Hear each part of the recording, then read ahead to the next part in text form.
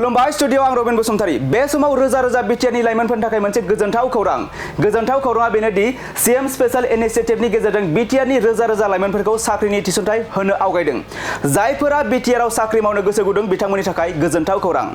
BTR सरकारनि गोख्रों नोजोर होनायजों बे समाव बिटिआर ओनसोलनि लाइमोनफोरनो साख्रि थिसनथाइ होनो आवगायदों नंगौ बे समाव मोनथाम पस्टनि थाखाय फोसावथाइ होदों गुबैयै विलेज लेभेल कोअर्डिनेटरनि थाखाय 420 मासि बड'लेण्ड वुमेन एम्पावारमेन्ट चेम्पियनशिपनि थाखाय 650 मासि आरो डिसेबल फ्रेन्डलि बिटिआर मिशन चेम्पियन्सनि थाखाय 120 मासि गासै 1190 मासि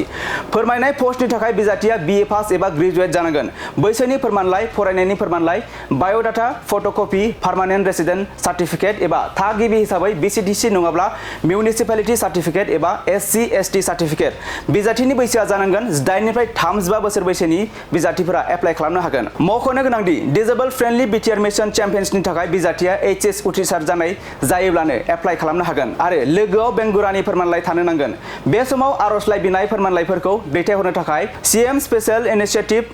@gmail.com आव फैगौ जुन दाननि 5 अक्ट'नि गेजेराव दैथायहरनो नांगोन जाय बिजाथिया एप्लाइ खालामदों बिथांमोनखौ आनजाद खुंनायनि गेजेरजों सायख'नाय जागोनखौ मिथिनो मोनदों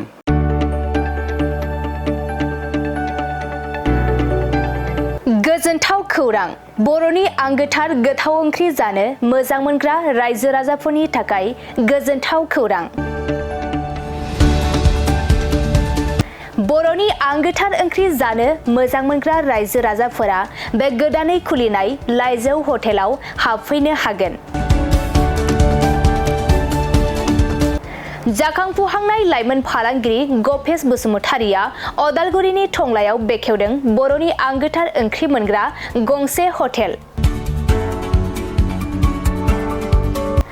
अदालगुरि जिल्ला टंलानि मिउनिसिपाल बर्ड मावख'नि साखाथियाव गोदानै बर'नि गोग्गो जानाय आदारनि गंसे लाइजौ मुंनि हटेल बेखेवदों अदालगुरि जिल्लानि सिङाव थानाय फालांगिरि नोगोर टंलायाव गोदानै खुलिनाय बे लाइजौ हटेलाव बर'नि दोरोङारि जाग्रा आदारजों लोगोसे गोबां जाग्रा आदारफोरबो मोननो हागोन गोदानै बेखेवजानाय बे लाइजौ हटेलाव अमा बेदर बोरमा लकेल ना साम' नारजि अनला खारै थास' मैथा आरो नाफाम आरो गोबां आइटेमफोरखौ मोननो हागोन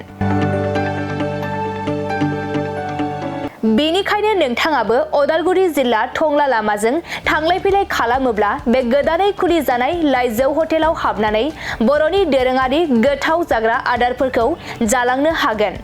आरो नोंथाङा नैबे 9101758967 जानबुं नम्बरनि गेजेरजों खौरां लाहरनानै आबुङै मिथिना लानो हागोन